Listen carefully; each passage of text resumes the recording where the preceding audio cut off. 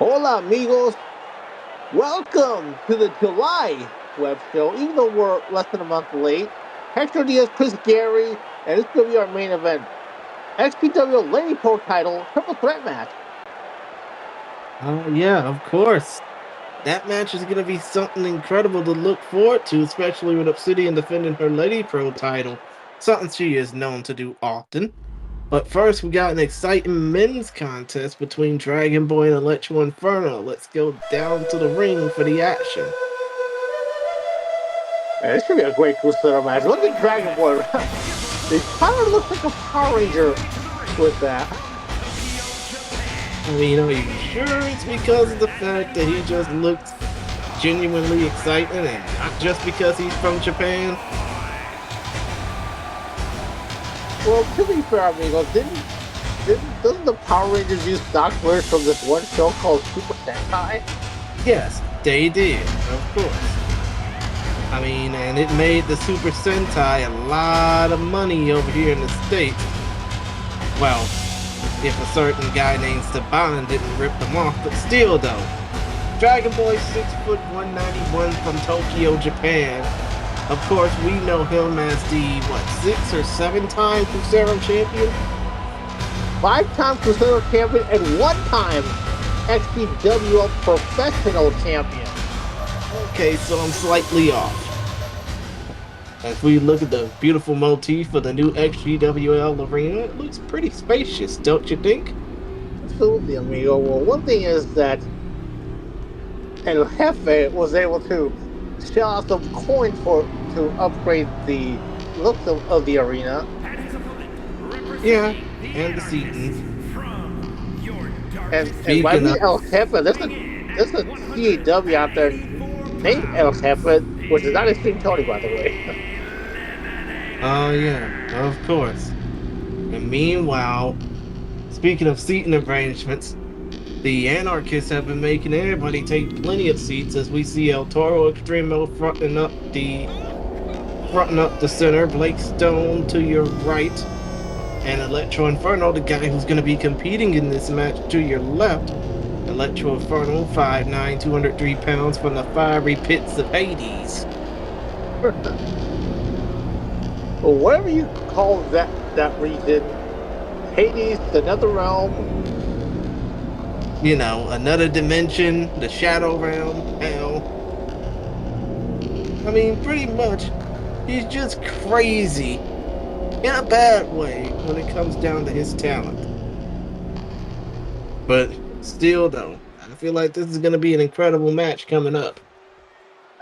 Especially that it's a Crusader match. And speaking of Crusader matches, Electro Inferno is going to get a shot at the Crusader title at Summer Smash. And that gutbuster by Electro Inferno and just punching away at Dragon Boy. And such disrespect there at the end. I mean, come to think of it, with somebody who has two men fronting him on the outside, and El Toro Extremo and Blake Stone, nice discus smash by Electro Inferno. Do you think it would even be a fair advantage? Well, that is a good question because who knows how much of a factor the rest of the anarchists are going to play in this match, let alone any match involving the anarchists. Oh, yeah, of course. I mean, it's like anarchy reigns supreme, and if in some cases, when it dated back to the past leader, Sherman Sampson, if they don't get their way, they get pissy. And even before that, when AJ Cool was the original leader of the anarchists, as referees up to Juan Lopez up to a 6 count. And, oh, another discus form shot there. And some soccer kicks for good measure. Kind of reminds me of a certain superior rule set promotion I follow out of the land of the rising sun. But still, don't. Like soccer is pretty popular internationally. No, I'm just saying, there's a certain promotion I follow. Nice crescent kick by Dragon Boy, but there's a certain promotion I follow out of Japan that uses soccer kicks regularly as a rule set. Nice Rana. by Dragon Boy. And getting Let's out forget. of the way at the last second for that springboard body flash attempt. A nice drop kick by Electro Inferno. Oh yeah, of course. And now Electro Inferno. Ooh, a little variation of the V trigger there. Covered by Electro only gets 2 at 99%. But still, But though, I don't know going if it back, was that. Well, I don't think it was a 299%. I mean, look at that kip up. And he just landed ass first on the mat. I know, right? Big mistake by Electro Inferno. But at least Exactly. it wasn't an atomic botch. Yeah, of course. Oh, wait a minute. What? Let's forget that happened. I mean, there is some weird variations in, professional wrestling these days. Let's forget that move even happened. But still, though, oh, wait a minute. What's going on here? The hell? Oh! Standard, your typical old school pile driver. Feels like Electro in front. Oh, clothesline. Traditional clothesline by Dragon Boy. Something we don't see every day. And a leg trip. And that's what Dragon Boy's got to do. He's got to get the momentum going. So he's a great veteran in the Cruzeiro division. Look at that. Hurricanrana. And I mean, come to think of it, you say that, stomping on the damn arm. That is something weird and twisted from Dragon Boy cover. Only gets 1. But do you think that Dragon Boy, who's been the Cruzeiro champion 5 times, is a little bit upset that Electro Inferno is getting the next shot at the Cruzeiro title? Well, there's one thing, like, Electro Inferno has earned his title opportunity. Yeah, I mean, obviously by wrestling matches on XGWL Live, of course. But still, though, oh, wait a minute. Oh, stomp to the gut. That maneuver. Yeah, because one thing is, like, Electro Inferno has improved himself quite a bit, and especially given the leadership of El Toro Extremo. Look at that move and cover. 1, 2. So And you can close. say it now. So close. And you're so far away, amigo, but I did mention 299% because it applies there. But still, though, you have to think. I mean, you say that Electro Inferno has earned it. He's been putting matches left, right, and center on XGWL Live, and he's basically been proving himself to be a formidable leader for the Anarchist. Well, if not leader, then definitely a key figure in the new version post Sherman Sampson. Because I know the Anarchists have fallen off a bit, but they still have solid leadership with El Toro Extremo. Look at this, another cool pile driver. Yeah, and it looks like Electro Inferno is setting up for the finish here. And look at this, reverse DDT and the cover now. 1, 2, and 3. I would hate to be the current XGWL Cruzeiro champion right now because he's probably looking at Electro Inferno and thinking, I hope this ain't me. By the way, who is the Cruzeiro champion nowadays? It's been Sergeant Arturo Loco, brother of Extreme Tony. Yeah, I know. It's been that way for over a few years. But still, though, the Anarchists are happy. Electro Inferno got the win.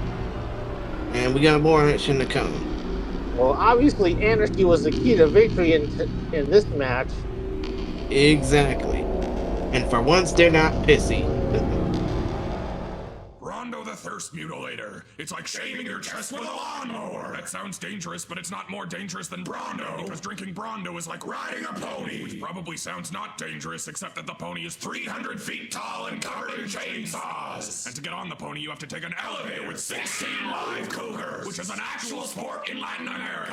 Which is extremely fun, but not as much fun as Brondo. Because drinking Brondo is like driving an ice cream truck full of angry bees through a petting zoo. Which is a great way to become popular if you want to become popular with law enforcement. But if you don't, you should still drink Brondo, because Brondo will make you use your fists in everyday tasks, like watching television, or romance, or helicopter repair and maintenance. It will also make you more awesome at English, which means you can use apostrophes wherever you want to, even in words like nuclear, which don't even have an apostrophe yet.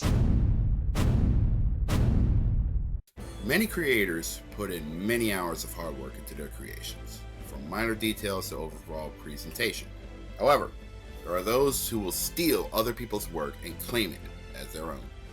Actions like these are never tolerated within this community, and the consequences are real. So please, don't steal other people's hard work.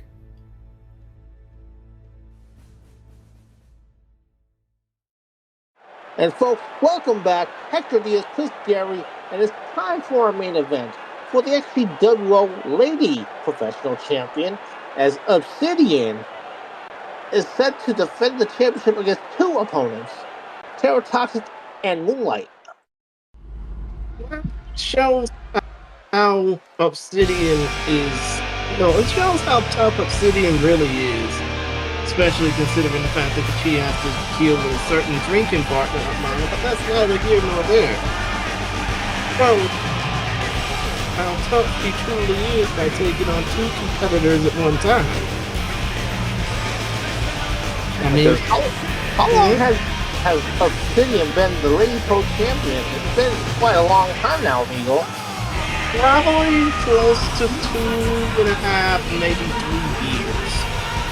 Last I checked, the first time I commentated one of her matches was one of her very first title defenses. Because one thing is, if you're interested in seeing the title history, you can check it out on the CW fandom page.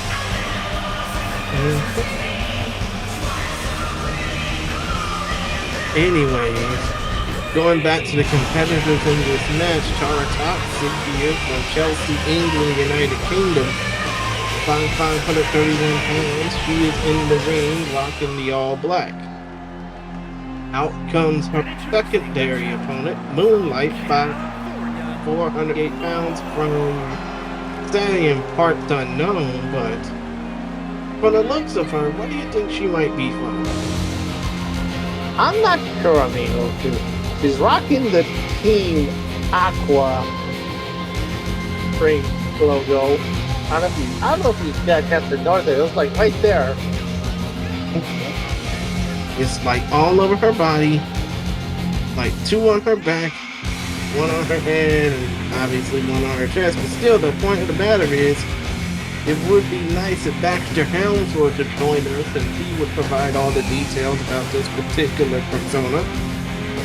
Absolutely. Also, her tag team partner, Alice Blackwell, sports the Team Magma logo on her ring attire.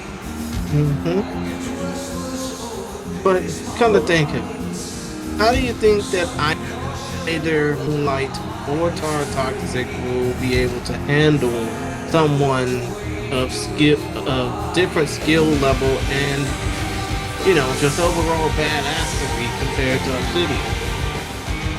Well, one thing, Moonlight is a former XGWL Women's World Champion. She can hold her own. Yeah, of course you could. And Toxic, we've yet to really truly know about her aside from her exploits in WCDL and on XGWL Live, and out comes the champion, who surprisingly doesn't have a, certain drinking partner aiding her. It's Obsidian. 5'11". Because what a high view if that were to happen. He started on that shit. But yeah, Obsidian. 5'11", 138 pounds from Sao Paulo City, Sao Paulo State, Brazil. She has been the XGWL Lady Pro Champion for close to 3 years now. Hard to believe.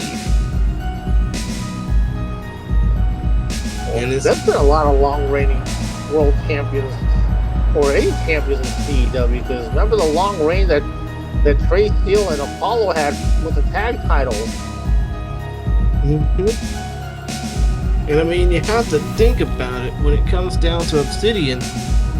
Yeah, it may have been a while before her most recent title defense of this belt, but she has, beaten down every single challenge left, right, and center to retain that belt. This could be something incredible for her. Well, actually, no, not just incredible, but this could be a grueling test for her that she may be able to ace in flying colors. Either way, all three women are in the ring. Referee Juan Lopez rings the bell, and here we go. And look at that drop kick attacking both of her opponents. Of course. And I mean, you also have to into a factor here. One fall to a finish, no disqualification, no count out with those knees in the middle of the ring ropes. Oh my god. Have a process of elimination. Oh, look at that armbar. Tilt-the-world armbar by Moonlight.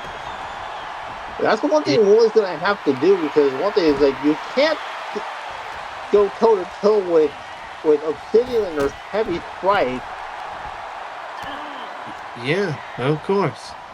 You just can't. It's like you're asking for a bad time there. I was about to say this. One fall to a finish, no disqualification, not even the champion's advantage in this match. Obsidian Absolutely. Obsidian doesn't even have to get pinned or submitted to lose the title on this one. And let's see. Oh, look at that DDT there by Moonlight. Well, yes, you're absolutely right that the champion does not have to be involved in the decision. Which will make the tap. Uh-oh, I think we're about to see the champion's advantage really come into play. In comes a steel chair. Well, knocked out of her hands there by Terra Toxic. I was about to say somebody go to CTE City. Right, and I think it was you or Baxter House calling Terra Toxic golf thick at one point. But still, though, point of the matter is just, I mean, you really don't normally see Obsidian go for anything other than her hands. I mean, and she does have an MMA background, amigo. Yeah, of course she does. Oh, wait a minute, what the hell is that? Oh, nice maneuver by Moonlight. Hey, well, that's what she has to do here, because like I mentioned, you can't go toe-to-toe with the strikes of Obsidian or her submission skills, given that MMA background. I mean, after all, she's from the home of Brazilian Jiu-Jitsu. Yeah, of course, and Moonlight just got her lights knocked out quickly on that one, but only for a brief moment. But still, though, it's going to be even harder in this match, considering Obsidian's background of being a martial artist. It's going to be even harder for Terra Toxic and Moonlight to even, put the playing field in their own advantage, so to speak. Right, now, Moonlight, what is she? Wait, another steel chair. And just trying to go directly after Obsidian, but no. Bad idea on that one. That was not a bold strategy. Give her credit for trying, though. We'll give her an F for what the fuck was she thinking? And now look at this. Look at this. Ooh. Wait a minute. Steel chair coming into play on the other side, and meanwhile we got kendo sticks. Oh, like just got to PE City. Oh, goddamn!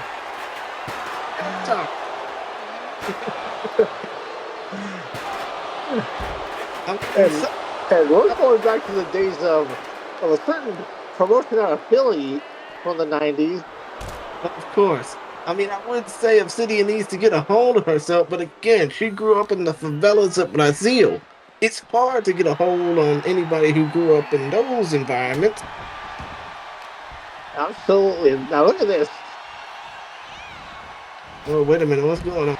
I'm here. Oh, A nice fisherman suplex. suplex. Yeah, fisherman suplex by Terra Toxic on the outside. Oh, yeah, of course. Meanwhile, Obsidian just stopping Moonlight in her tracks. Oh, Oh! Face to the knee. I think she just scrambled her motor skills on that one. As Obsidian throws Moonlight back into the ring. Obsidian, That taking out attack with a amateur spot. wrestling takedown. Oh, look at that. Oh my God. Whew. Just interesting. Imagine if you only bought a ticket to see this action. I mean, like, seriously. These women are just beating the shit out of each other, not knowing there's a kendo stick on the floor. And they're just basically waging warfare for the fans to see right now. Oh, wait a minute. What's Obsidian? No, Obsidian is not like. What a counter by Obsidian. Because I think Terra Toxic was trying to go for an electric chair drop, but a counter by Obsidian. Now look at this, another Singapore King brought into play.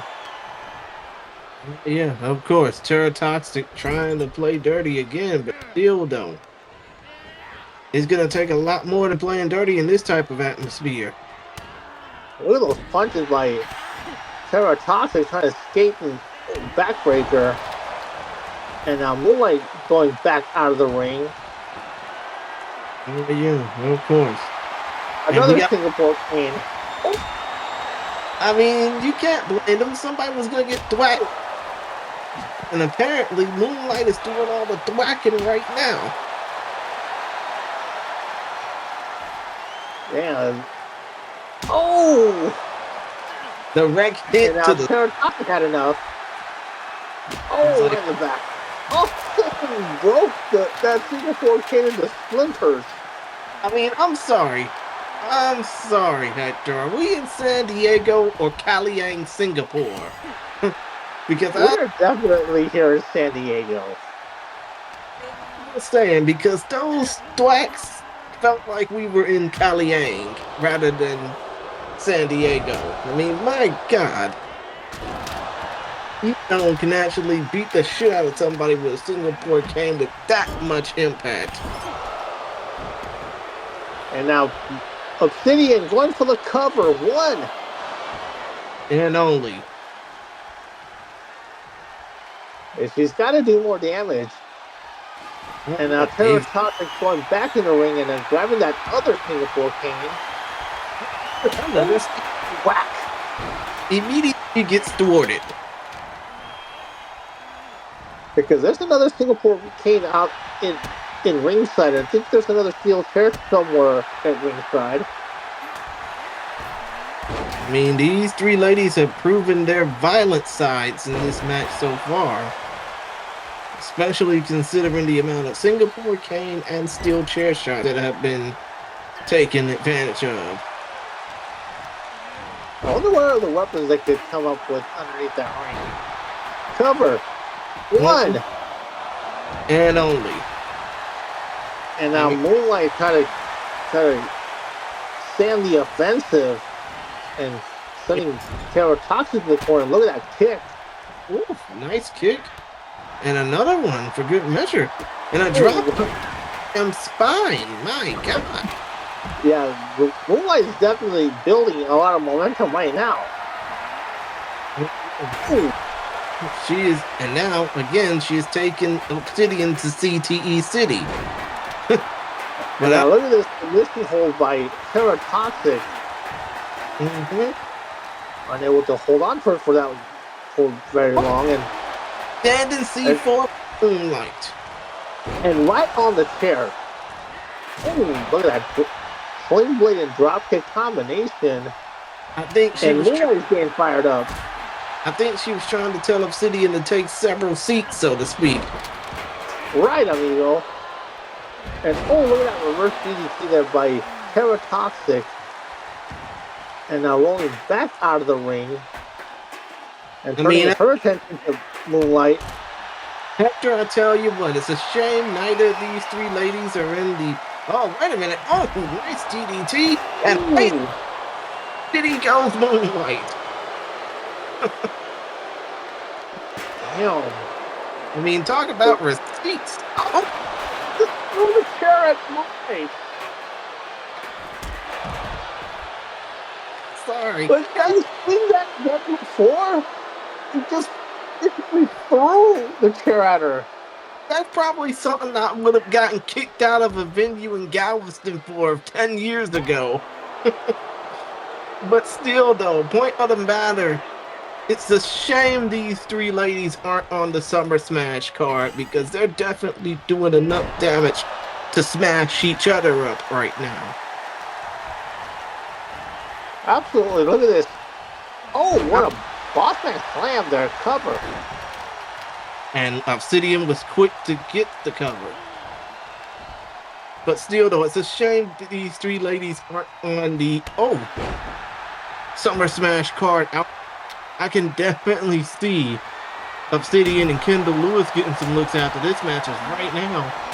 Moonlight treating Tara Toxic like she just committed a crime in the land of lions. And now, countered by Tara Toxic. And that fire lit a fire in her. And now look at that fall-away slam. Oh, yeah, of course. But still, though, as this match starts to get deeper and deeper into the... I mean, wouldn't you say that we passed the 10-minute mark in this match? Closer to 15? Yeah, pretty much, amigo, because they're really going at it in this one. Look at this. Oh, the Intoxicator. And Obsidian felt all of it. Not really. Because she knows... I'm surprised she got up after that. Because how many times has Tara Toxic put away opponents in WCDL with that one? Probably too many to count, amigo. Or on episodes of XGWL Live. Which you can watch every Sunday at 11:30 p.m. Eastern, 8:30 p.m. Pacific on the XGWL YouTube channel. Cheap plug. Right, and speaking of live, Tara Toxic is a two-time XGW Women's Live Champion. Cover 1, 2, and kick out by Moonlight.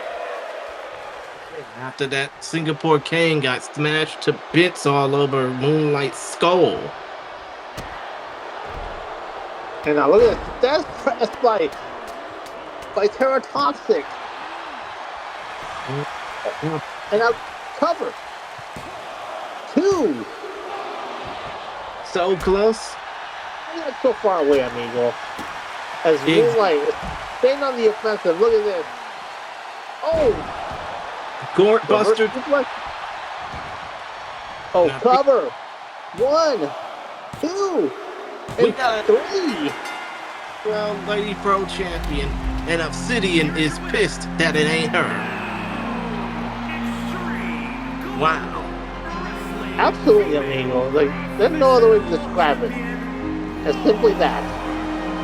Ladies and gentlemen, the new XGWL Lady Pro Champion. But, amigos, that's it. Time's over.